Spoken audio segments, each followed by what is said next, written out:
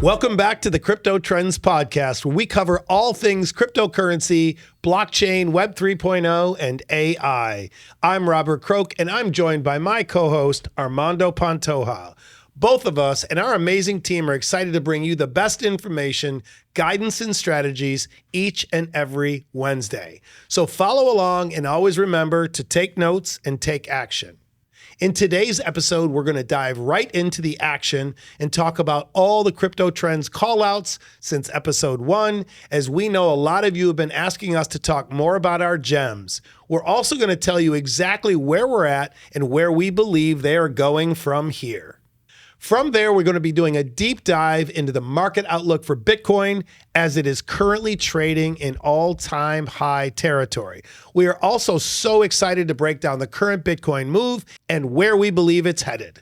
Lastly, we will take time to answer questions asked by you, our amazing audience.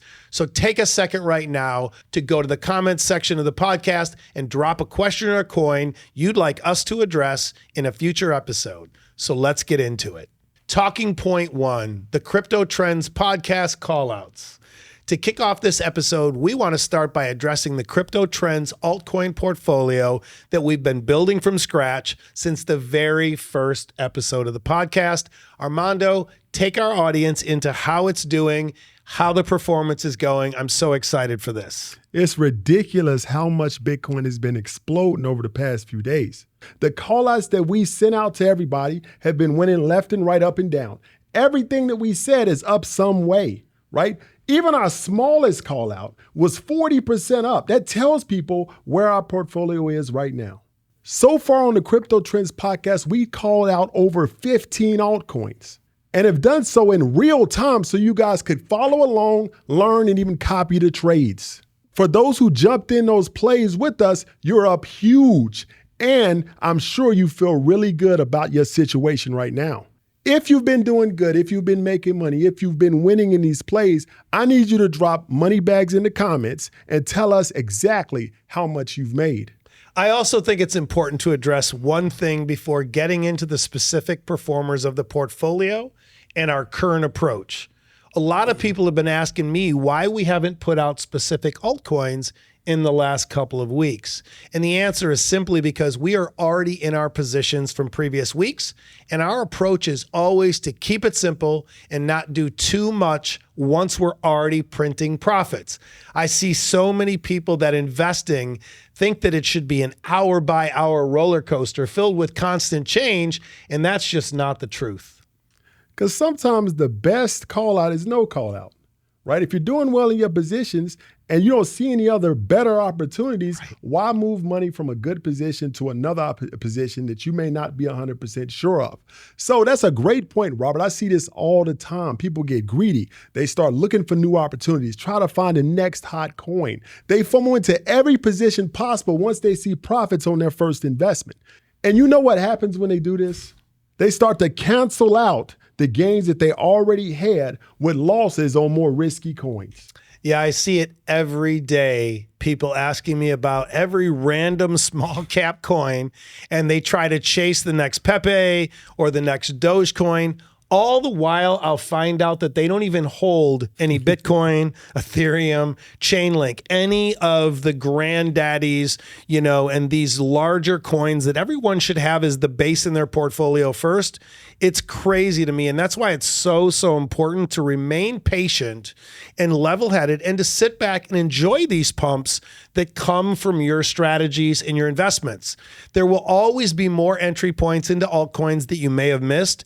And the key is not to ruin the great trades by FOMOing into unstrategic new trades. Beat it into your heads, everyone, because you don't always have to find new coins every single day. Some of the call outs I've shared with all of you in my private community and my public community and here on the Crypto Trends podcast, I've owned for years. Some of them I've owned for months.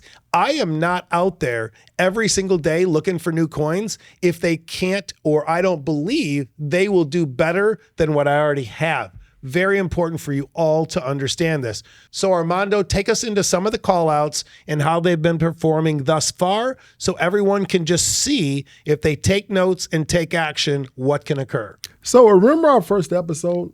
We called out some of the biggest AI tokens and gaming tokens. And right now they're doing extraordinarily well.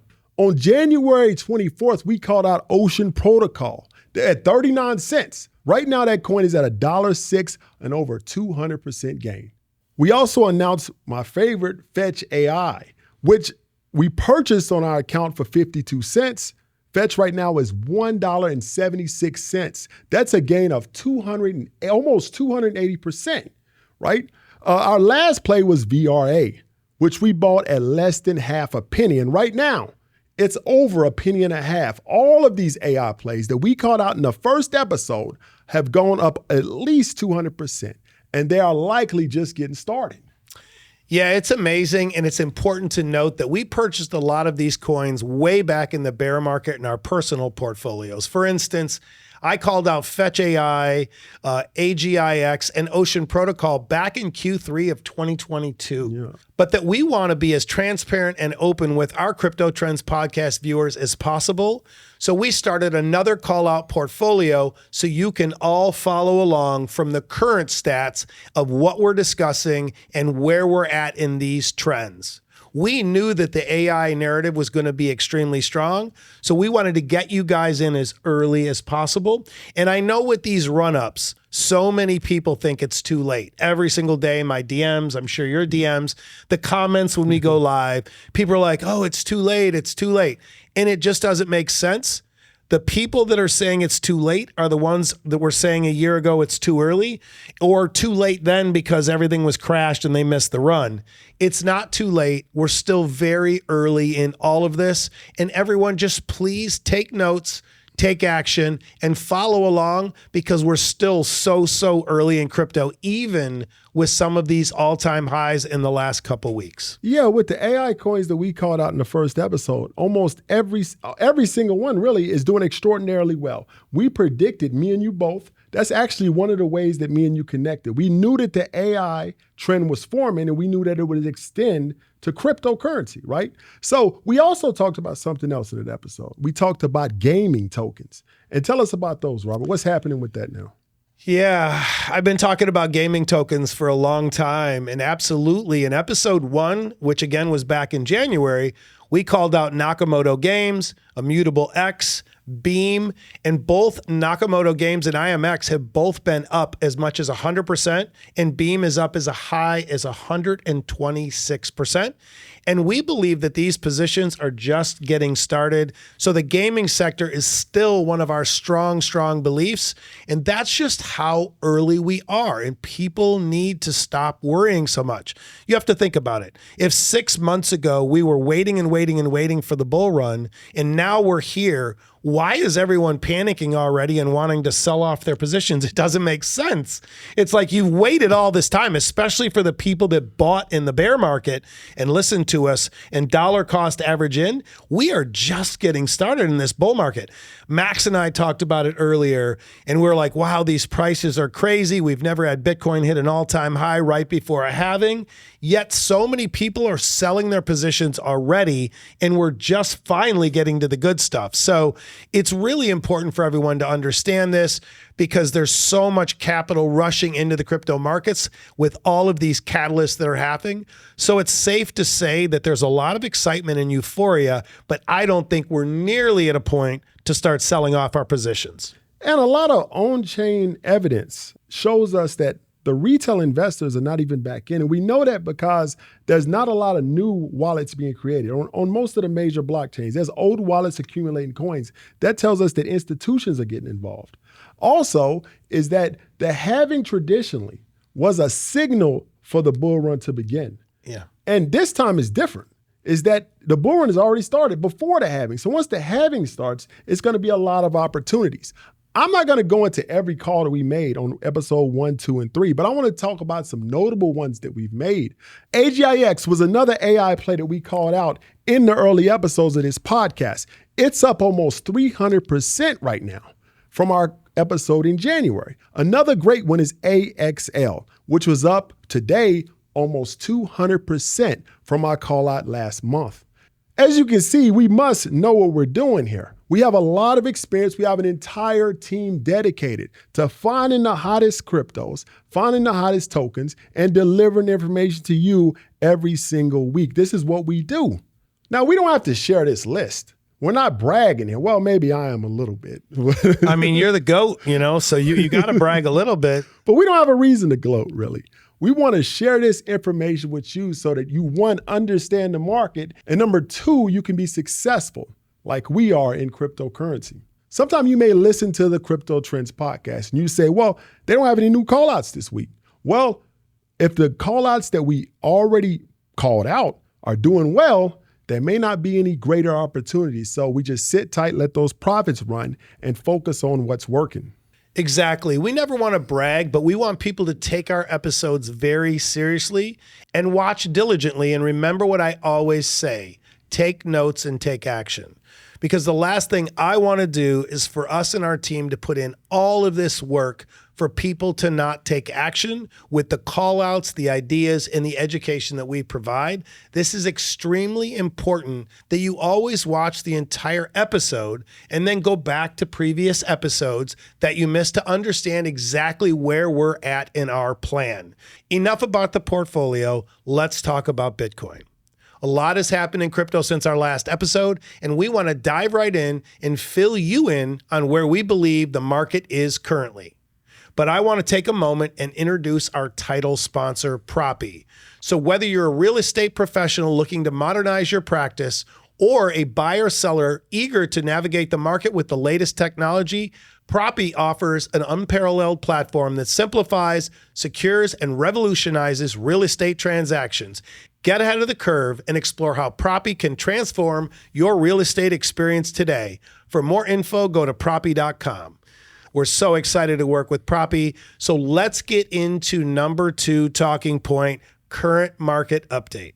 Armando, what do you make of Bitcoin trading back at all-time high levels, pre-halving? We've never seen this before. We've never seen it break through all-time highs before. Walk the audience through your takeaway. This is a great time to be alive as a cryptocurrency supporter.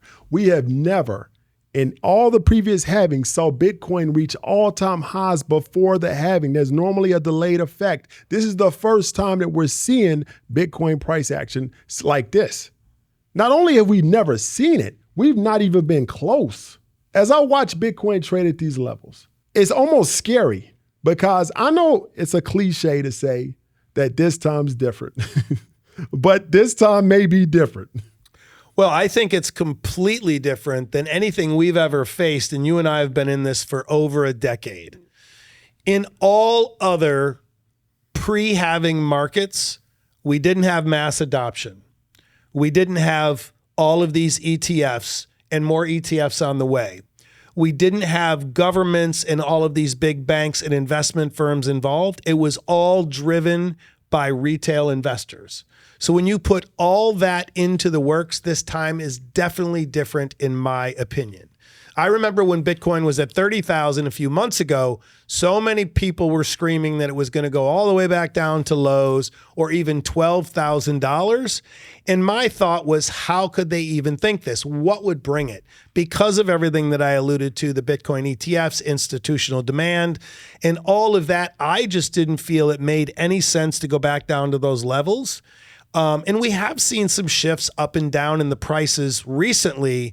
But now I think you kind of have to throw the fundamentals out the window and look at the fact that right now, pre-halving, we're still going to see all-time highs more than likely, is that it's just there's so much euphoria and demand that it could just keep going. We don't know. Yeah, I agree with you 100% on that, Robert. Is that a lot of people, especially traditional financial people, they've been bogged down in the charts and technicals. Bitcoin is going to reach this level, but they don't understand there's an overarching macro trend with the ETFs, with the euphoria that's coming into the market, with the halving. They're going to overpower charts and technicals. That's why they're going to miss the big macro entries. And this is why I love your quote. This is the best thing that you say. You say, when in doubt, zoom out. Yeah, we need to put that on a shirt or some temporary tattoos or something so people can remember, because it is one of the things that I don't care how many years it takes, I'm going to get people to remember, is that you can't look at what's happening day to day. And that's why I say that when in doubt, zoom out, because so many people see a small correction of 7 or 8%. They immediately start DMing me or you and say, what are we going to do? What are we going to do? It's down. It's down. I'll be like, well, wait a minute. We're up 350% if we gave back 8 or 10%. I'm okay with that because we know what the long-term picture looks like. Yeah, when I look at Bitcoin right now, I see great strength. I see institutional acceptance. I see mass adoption. I see a point that we're at in time where retail interest is just starting. Now, we're very close to Bitcoin hitting those all-time highs. When that happens, mass retail interest will surge and push those prices higher. Another good thing is that nobody is really taking profit right now. If we look at the charts, we can see that momentum is outweighing technicals. Even though the charts are extremely important, they actually helped us predict that $38,000 drawdown. But right now, they don't give a full picture. I guess the main question is right now is, where is Bitcoin going from here? Well, I want to touch on one thing that's very important that I've heard no one on the internet mention other than Max and I talking about it today. And that is, you have to think about, as we're entering this position where Bitcoin is going to hit the all-time highs again, is we have to remember all the people holding Bitcoin that never sold when they bought near all-time highs before. So all of those wallets are now coming into play where they're finally going to be at profit after all these years. No one's talking about that. There are tens of thousands of people that bought at the highs, lost a lot of money, but didn't sell because they didn't want to sell at a loss and they thought Bitcoin would come back. Think about all of those wallets now being profitable in the next few days for the first time in years. That's going to completely change the audience perspective, the retail audience perspective on Bitcoin, because they're no longer going to be on the side of, oh, it's a scam, I lost money. Nobody can say that. They're going to be on the positive side of the coin. So that's where the $1 million question comes in. For us, we aren't going to pretend like we have a crystal ball like some of the fake gurus out there. We're going to instead focus on what we know. And right now, we definitely know two things. Number one, Bitcoin's momentum is fueled by whale purchases and can take price further than we expect. What I mean by this is no one expected Bitcoin to near all-time highs this soon in the cycle, the pre-halving, and we've never seen this much institutional money involved. So we can continue to expect to see things we've never done before, hence the statement, this time is different. Number two, corrections often occur just prior to or right after the halving. We've been talking about a scenario in which Bitcoin has a 20 to 30% correction around the halving, just as we've seen in previous cycles.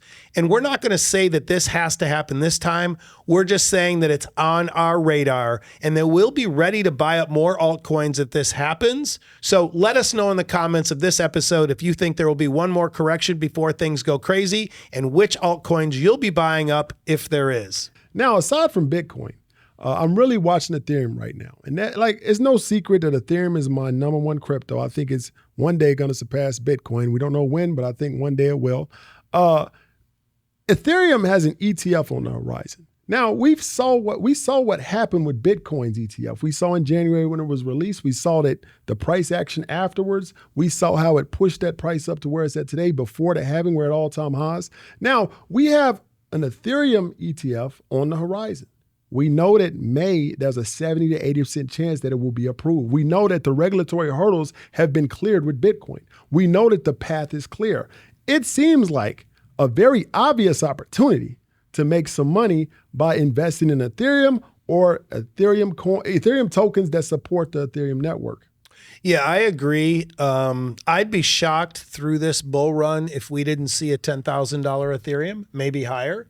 And the ETFs certainly help that cause. Now, we don't know, since the Bitcoin ETFs cleared the way, if it's going to be a buy the rumor, sell the news. I don't think with Ethereum we're going to see that same path because I just feel people are getting used to adoption. They're getting used to approvals. So they're not going to be as concerned of waiting it out. And that's just really good for crypto as a whole. And I love the fact now there is a chance it might not get approved in May, but I just think the chance is probably closer to 80% just because, like we said, Bitcoin Bitcoin. The ETFs already paved the way. And there's more and more ETFs on the horizon with XRP, Chainlink, and other stuff. So all of this adoption means that the government is along for the ride now. We're figuring it out so we can keep moving this crypto narrative and adoption forward into the coming years. Yeah, I mean, we talked about this last week. We're very early in crypto adoption. People don't realize this, but the current internet, the way the internet works, there's 7 layers to the way that we type in Google and the information is presented to us. There's 7 layers from the base of the internet to where we see the presentation layer when we see what's going on. And we're only at layer 1 and a little bit at layer 2 in Ethereum, a lot of the major cryptocurrencies, a lot of major blockchains. Now, there's an opportunity. It's a crypto out there, a token called ENS. And I think that's one of the biggest opportunities because you can play off of the Ethereum ETF coming up. And Vitalik, the creator of Ethereum, said that he needs ENS in order for Ethereum to be scaled. Now, what ENS is that it's the Ethereum name service. It translates long wallet addresses that are complicated. People don't understand them. It's a short Cash App-like tags. Like instead of me sending to some long, alphanumeric wallet address, I send a hashtag Robert. Yep. And you send a hashtag Armando. And those 2 tags point to changing wallets. So I don't have to know a new wallet to send you money. I just know your hashtag is at, hashtag Robert, and I send it to that. So it's going to make Ethereum a lot more simple, a lot more easy to use. And I think that there's a great opportunity as we move into this bull run and with the Ethereum ETF on the horizon. Yeah, I think ENS is great. I think it's going to really help with the scalability of Ethereum. And so if you look at it too, the price action has been great. I think in January it started out around $9. Now it's into the 20s. So we've seen a really strong return of about 150% on it. And so I think it's a great one for everyone to look at holding a bag of and really, just really put it on your watch list moving forward. Okay, so now we're going to take it into the audience's favorite part of the show, the Q&A part. So Armando, lead us off. I don't know how to say this first name, so we'll just call him Ted and lead us off with the first question. So Ted asks, what happens during the halving, and is it a good time to sell before it happens? I get this question a lot, actually. The halving is when miners receive reduced rewards for maintaining and securing the Bitcoin network. Every 10 minutes, 6.25 Bitcoins are created through this mining process all over the world, and all the miners share in this profit. After April 18th, it's going to be cut to 3.125. And what that means is that there's less supply of Bitcoins coming to market. The price has to respond positively based on the basic laws of economics, supply and demand. So the question a lot of people ask is, should we sell before the halving? Now, I'm going to make an example. If they told you tomorrow that the supply of oil is going to be cut in half tomorrow, would you sell today? Nope. So why would you sell before the halving? You wouldn't do it because you know something is on the horizon and you know that it's going to affect the price.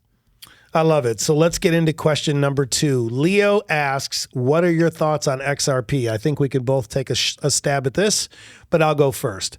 My thoughts are simple. The court case really hurt XRP for a long time, but I still think XRP is going to be one of the strongest coins in this bull market and moving forward in the adoption phase throughout the world of cryptocurrency. So I think XRP is definitely a stronghold for everyone. So many people have ignored it and slept on it these last few months because it's gone sideways for so long and there's been nothing exciting. But if you look out and you zoom out and you read behind the scenes and you read the news, I think XRP is still really strong.